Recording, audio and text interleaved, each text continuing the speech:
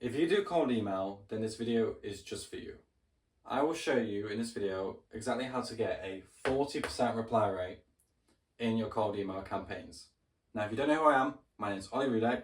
I used to run a AI automation / lead gen agency and became absolutely stiffed with cold email to the point where I'm an absolute expert at it, but I absolutely hate it. So I thought, why not make a video and teach you guys how to achieve a 40% reply rate. Now, I would really appreciate if you hit that subscribe button.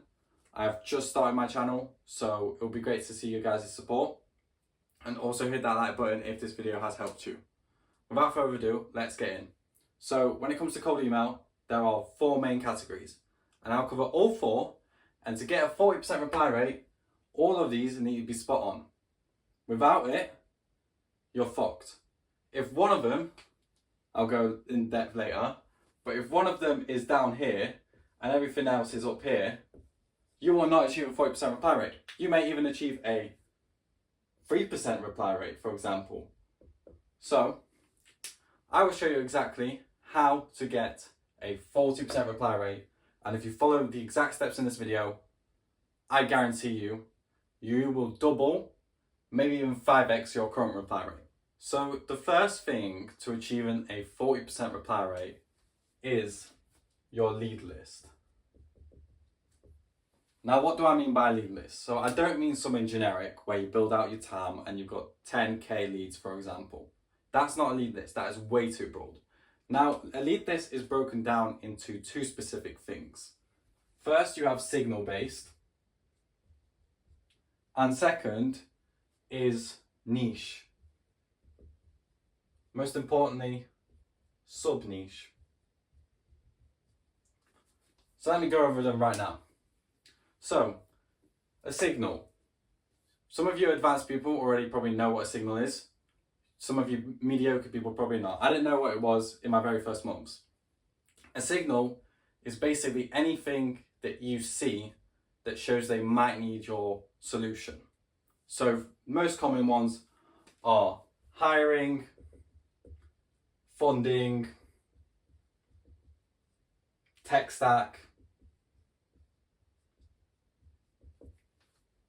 interacting with content,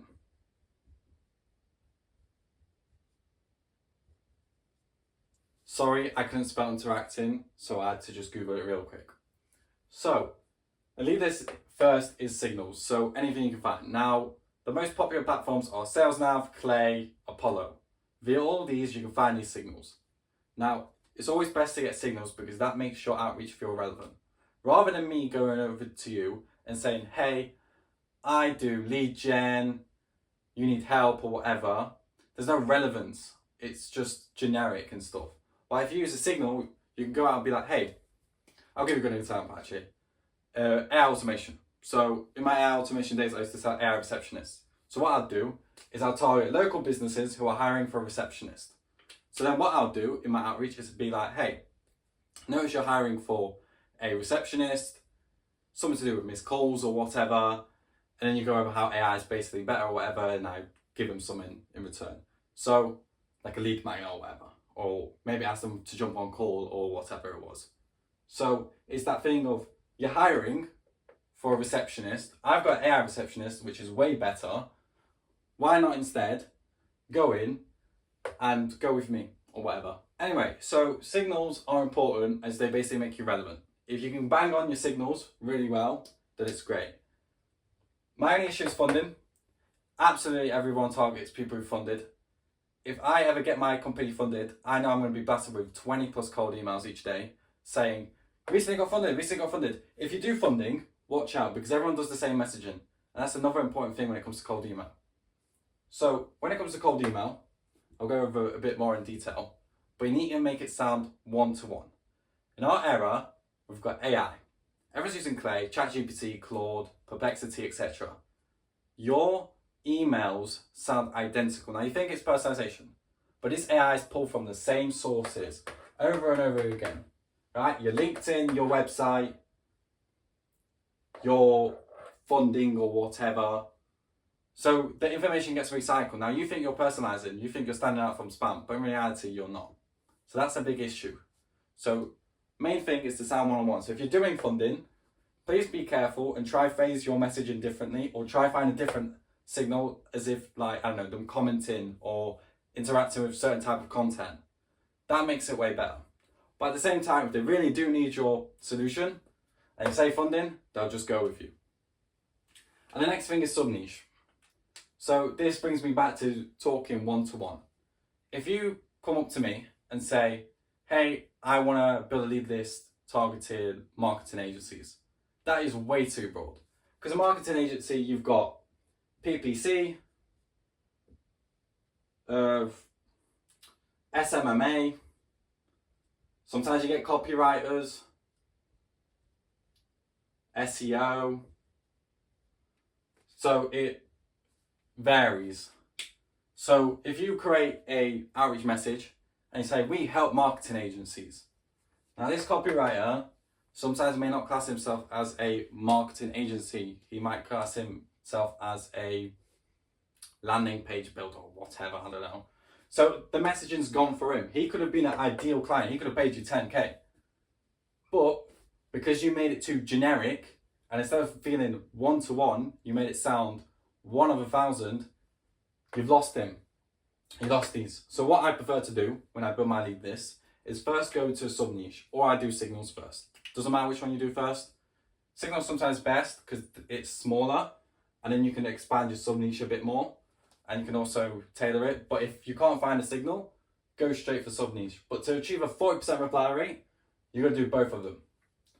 So then what I'll do is, let's say I'm targeting marketing agencies, I'm just going to go with SEO. And you go even deeper than that if needed. So some people want a lead list of 1,000. So you get a 40% reply rate with a lead list of 1,000 is quite hard. If you want one with 40% reply rate, 500 max. So no more than 500. Otherwise, it's going to be quite tricky to get a 40% reply rate, because that's what, 200 people responding to you. I think that's right.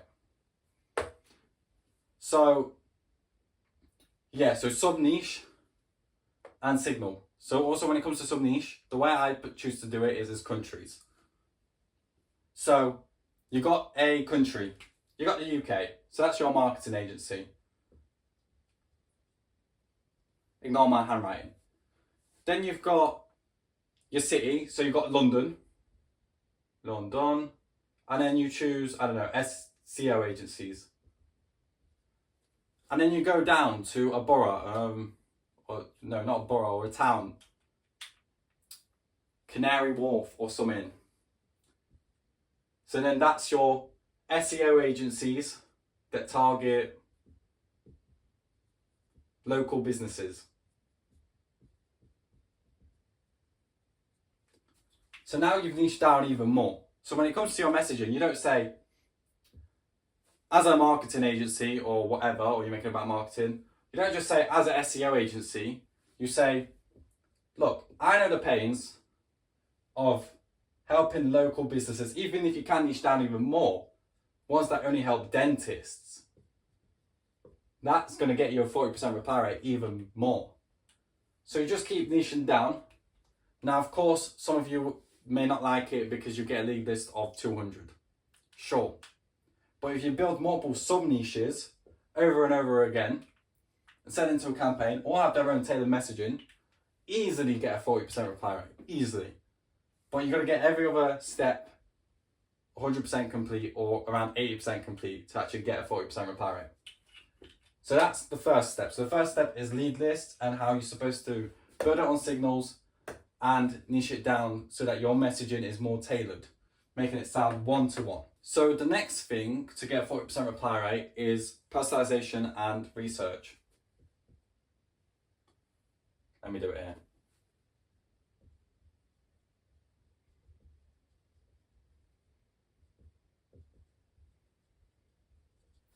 This is heavily important. Again, back to my one-on-one. If I reached out to you and I said something about your dog from when you were 7 years old and how it died, maybe sad story, but and that was in my subject line, you would be like, who the hell is this person? How does he know about my dog? Now that is grabbing attention. That shows you've done research and it makes you sound human, which most AIs don't, because most of them will do generic surface level personalization. So notice your recent post, or your LinkedIn, you went to Harvard or whatever, or I don't know, and they'll see it in subject line 1, subject line 2, opener 5, and they're like, they're only scraping, and then they can detect a cold email instantly. Trust me, business owners get nearly like 20 plus emails each day, cold emails each day. So if you send an email, you get buried. So you've got to stand out as hard as possible. So personalization and research. So that kind of brings on to lead lists. So if you've done your Signal correctly, Signal is one of your researchers. So you make it relevant by saying the Signal. However, if you've not managed to find a Signal, hey, you've got to get your ass and start researching and try and find some relevant, logical Signal. It can be something as simple as clients. So what I used to do actually for my cold email is I would say stuff like, hey, notice you've signed clients like Microsoft and Apple. Probably took a lot of well-researched cold emails to sign them or whatever. I don't know. So that's just like an example. And basically I did some logical connection. They could correct me, say, no, you were wrong, but I still get that reply. And we want that reply. Even a small reply rate that's negative, boost that 40% reply rate. Now, of course, we just want positives, but there are negatives and there are automated replies like out of office or whatever. So that's research. Now, when it comes to personalization, and research actually. So also another thing when it comes to research, you want to first know exactly what the company does, who they sell to, any signals, any information that could help make your cold email more tailored. Now this is why people who manually write cold emails will succeed way better than people who use AI. However, they lose their time. And for all of us, time is valuable. So we need an AI that can basically work really hard and do research and do everything basically. When it comes to personalization, I choose to go with personalized openers and subject lines. Now, I know most people say no. So I know some of you experts will be like, no, that's personalization fluff. I only begin with relevance. You can. A/B test. It depends. But I feel like when you actually give a personalized opener based on the background or anything, it shows you did research and you put effort in, especially if it's some background and information that's hard to find. Because if it's easy to find, they know you scraped it and it's marketing fluff. But if you sound human, genuinely interested, that's gonna boost your reply rate up. And what I tend to do, and I copy this off Patrick whatever, I can't remember his name, Cold to Gold, follow him on YouTube, it's really good. When you create a personalized opener, you do 2 lines. So most people only do 1 line. It's generic, everyone does it. You're supposed to stand out, that's another thing. In cold email, you're supposed to stand out. If we're in a crowded room, right, everyone's sending cold emails, so it's a crowded room full of people, right? If you want their attention, you've got to be this big black ball, right? You just got to stand out. Even if it means you saying a racial slur or whatever, you're going to stand out, you're going to grab their attention. So 2-line personalization. So what I like to do is don't just base it off one info. You've also got a subject line. So first you create your opener and then your opener decides the subject line. But what I like to do, which shows even more effort, is make subject line about one thing. Your granddad. Subject line 2, how you founded the company. Subject line 3, an event that happened in the company that only you and your employees know or something. I don't know. If they open that and they're like, something about me, something about me, something about me, and then 4th one will be relevance, something about me, they'll be like, what, this guy did so much research on me. He put effort, you're gonna reply. It's that law of reciprocity, or however you call it. If you do something, if you put time, if you give them something, they're going to give you something back. So they're giving you back their time and they're replying to you because they've seen you put effort, unlike everyone else who just scripts stuff. Sorry, my recording just finished. I don't know how, so I'll jump back into it. So I was talking about personalization and subject lines. Make them personalized 3 points. 3 different things. To find this information, you got to dig deep. About me page, research company background, news, old blog posts, stuff like that basically. It's finding that information that shows you're human, you've done research, and make it actually sound human. Don't be like, oh, don't use M dashes like AI does. Hey, good, or whatever. Don't use M dashes. Don't also begin with I. Never begin your emails with I. If you still begin it with I, you are a noob. If you begin your emails with I, you're only talking about yourself. That's another point. When it comes to getting a 40% reply rate, you're only making it about them. Personalization, you kind of ego in. You're saying, oh, congrats on that or whatever. You're boosting their ego. Everyone likes to get their ego boosted a little bit. But don't do it too extreme where they know you're bluffing or whatever. So don't begin with I. Only speak about themselves. Don't say, I started a company. I saw. We've created Sketchy for whatever. I don't know. Don't do that. Always make it about them. Good to begin with you. Some people do noticed or saw. They're mid. They're like, okay, you can use them sometimes. But sometimes, again, it just sounds like that fluff and everyone else says saw, noticed, read. So it's just generic and constant. So that's another thing. Personalization and research. It needs to be on point. So once you've built your lead list, you've built it on signals and you've niched it down to, let's say, SEO agencies. Self-employed SEO agency founders. Then you do research and try and find unique information about them.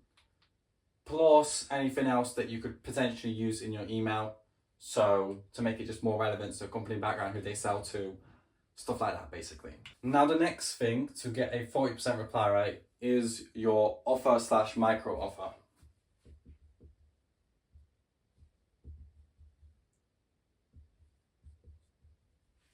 So what do I mean by that?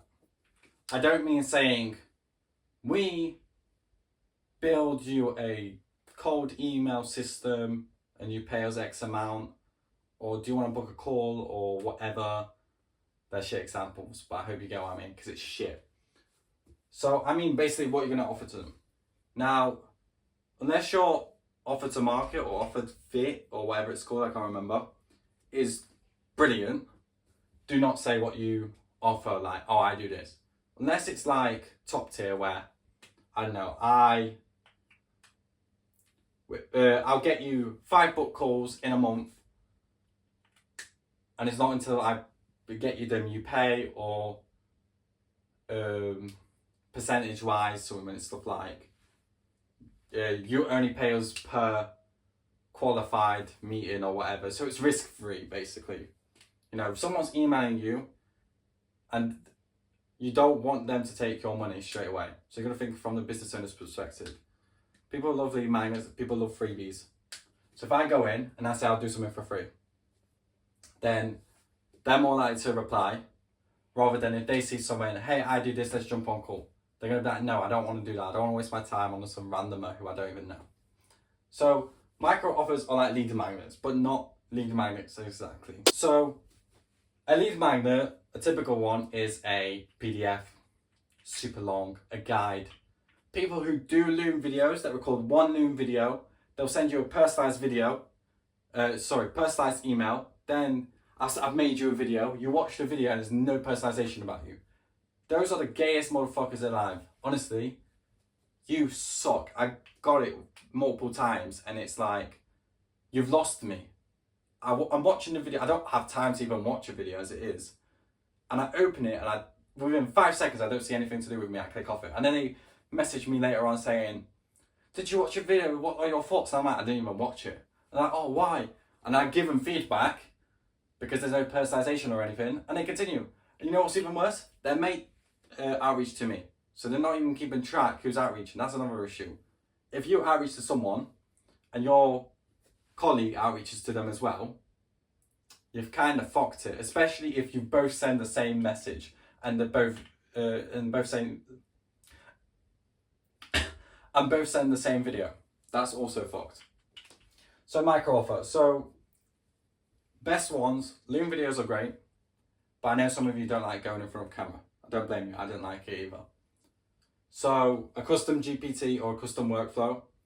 Me personally, I'm good at cold email, so I could send them, either I can review their copy or send them some copy templates or follow-up templates or anything like that. Another thing, cold email templates are not a thing and will not get you a 40% reply rate. They are generic, they do not work. Cold email only works on frameworks. That's a framework, that's a framework, this is a framework. If you combine them all together, and there's another one, if you combine them all together, you'll get a 40% reply rate. But if you copy a template, you won't, because it's all templated, you look basically like spam. It's just horrible, so don't do that. So it's offering them a micro offer, but it's also fitted to their industry. So you've got blue collar and white collar, right? Blue and white. Now some of you may not know what a blue collar or white collar is. Let me explain quickly. Blue, mainly like construction, people who are on site. So like bricklayers, fucking roofers, whatever. White collar, more people on the desk. So SaaS, agency, stuff like that. These people do not sell a laptop. If you send them a Loom video or anything really digital, they probably will not watch it or consume it. These, if you ask them for a call, they probably disagree, but they're more likely to watch a Loom video. They're more likely to flick through a quick one-page document that is tailored to them, and they can tell it's tailored to them. So therefore, you need to understand your own industry and then pick the correct CTA. These ones, you can say, hey, I can call you quickly 5 minutes and I can explain whatever I do. Or you can say like, oh, I've sent you a voice note or something. But don't send them a big PDF, don't send them a video, they're not gonna watch it. These ones, don't even dare try a call. Unless, like I said, your offer's so good, you typically don't ask for a call. And also, you never say, can I get a call? Mainly you'd say, what are your thoughts on this? Or would you like to know how this would look like for company? Or whatever it is. So it's picking that and then creating your offer, micro offer. So it's whatever you're good at and whatever feels tailored to them, and then you tailor your message. You tailor your message even more, basically. So far we've got a lead list, so signals and sub niches. Then we've got personalization, so your opener, your research, so to see if they are good fit, who they target, what they do, stuff like that. This should give you then signals for personalization, normal personalization. You should, from that, know the type of offer to make. Tailor that offer even more because it's one-to-one and it's something that they could actually use and would like and is free and doesn't take long to consume, and they know it's personalized. They want to see your email being super personalized and talking one-on-one, and they want this to feel one-on-one, like you only made it for them. That's it. It's like a video is really good, but don't create a pre-recorded video and send it to a bunch of people. It's not going to work. Now the final thing is follow-ups. I also forgot to explain deliverability, but I'm not going to go more in depth in that because it's a small thing. Basically, one inbox, you can only send maximum 30 emails. Sweet spot is around 20, I'd say. You have warm-up set, so 2 weeks to 3 weeks. I choose 3 weeks, longer the better. And you only send, you've got warm-up for 10 emails and increase by 1 each day. Basic stuff. If you want inboxes, there's these guys called like premium inboxes or something, or you can just go on instantly and buy done for you, or whatever you want to do. Basically, it's quite simple, and everyone always talks about deliverability, but it's self-explanatory. Follow-ups. Now, some of you probably still do follow-ups, like bumping this up. Was wondering if you saw my last email, stuff like that. They'll click on it and click off. It's a simple line. They'll read your follow-up. They don't care though. They ignored you in the first email. Right? And it's generic. And they're like, who are you? What do you do? what you're going to give me, stuff like that. They don't care. So a good thing for follow-ups is it links to research. So when you do research, you also do research on signals, see potential ones, right? So maybe you've got tech stack, right? Then you've probably got a creator. Then you've got hiring. So in your first email, you go with the best signal. Tech stack, for example. Then you create your micro offer or whatever to it. So there's an offer to do with tech stack. Then in the second email, you go from a creator side. If you personalize your followers, not syntax or whatever, that they are horrible, that is fake personalization. If you properly personalize them, oh my God, your reply rates will double. Trust me, they will.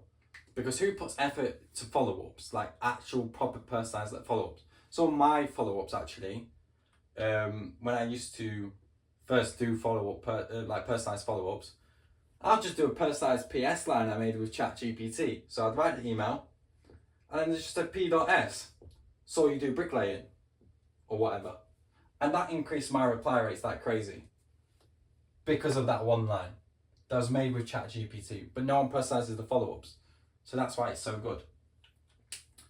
So yeah, you find a signal and you, first follow-up, you go with this angle. Next one, you go with this. Third one, you go with this. And each time you follow up, you're trying to provide more value.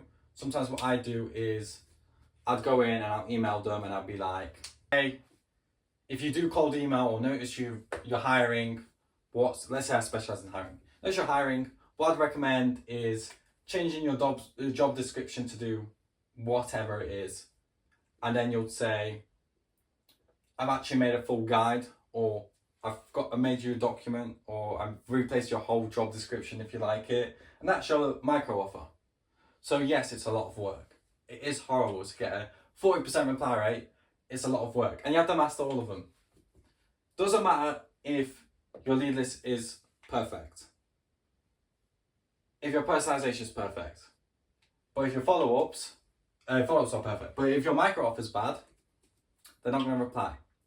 So I kind of see cold email in 3 to 4 pillars, right? Let me clean this real quick and I'll get back to you. Also a touch on follow-up. So you don't want to endlessly follow up. That's also an issue. Deliverability is a big thing nowadays. I recommend 2 to 4 follow-ups, depending on your list. If your list is super targeted, it's perfect. Do 4 follow-ups. If it's medium, do 3. And if it's just any old lead list, just do 2. That's it. You don't want to go more in depth. And it's just a normal follow-up and then a goodbye follow-up or whatever. I don't know what you call it. But the stages of cold email to get 40% reply rate look a bit like this. So you've got deliverability, lead list, personalization, offer. They're the main, right? Follow-ups are another add-on, but we won't talk about them. When it comes to cold email, you've got 4 things, right? So you've got deliverability, then you've got lead list, then you've got personalization, then you've got offer. I'll quickly go over it. Deliverability. These people who sell cold email inboxes and stuff will always say, oh, doesn't matter if all this is good, if you can't deliver into the inbox, you'll fail. So the best way to get high reply rate is deliverability. Yes, but no. It's not the most important thing. It's probably the least important out of all of them. And it's quite easy to fix. So first, you land in their inbox. Nice. What next? Well, you need to build a proper lead list, right? I could land in their inbox. I could do perfect personalization. I could make the best offer ever. But if I'm targeting dentists and I've emailed McDonald's CEO, I've lost it. I've lost that reply. He's not going to reply. It's irrelevant, right? So that's another thing. Your lead list is important. You've got to make a really good lead list and make the offer and everything tailored to them and make the messaging about them. Then you've got personalization. Well, you've jumped in, you're in their inbox. Now you're competing against 20 other cold emailers. So what do you need to do? You need to personalize.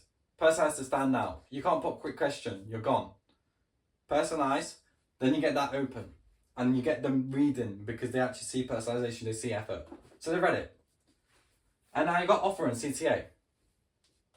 They've read it and you say, jump on call with me, why not? Today or tomorrow.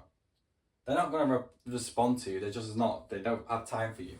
Your offer needs to be good to get them to actually respond. Provide them with something for free or whatever. Now, here's an important thing. To get a 40% reply rate, and in general, to get a high reply rate over 10%, these need to be perfect, right? Doesn't matter if you're offering £1 billion free. I'd love 1 billion. Honestly, I want to be a billionaire. But if your email begins with quick question name or whatever, I'm probably not going to read it.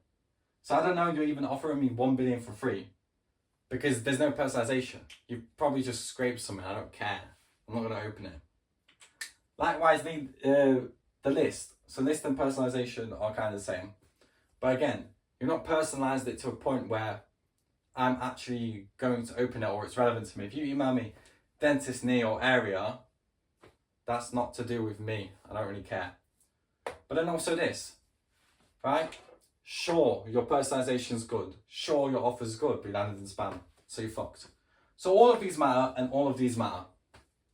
So if you want to get a 40% reply rate, you have to do every single one of these. I'm going to try and release a full cold email guide where I'll go more in depth with all of them. I also have a newsletter, 0 to 1 Outreach. Feel free to join it. And I provide weekly free, cold email assets or resources. So these are actual stuff you can use. Custom GPTs for platters, workflows, templates, some. Follow-up templates kind of work, but some. Frameworks. Basically, I want to help you succeed totally for free doing cold email because I hate this thing. I despise it. Cold email is a boring thing. And I know how hard it is.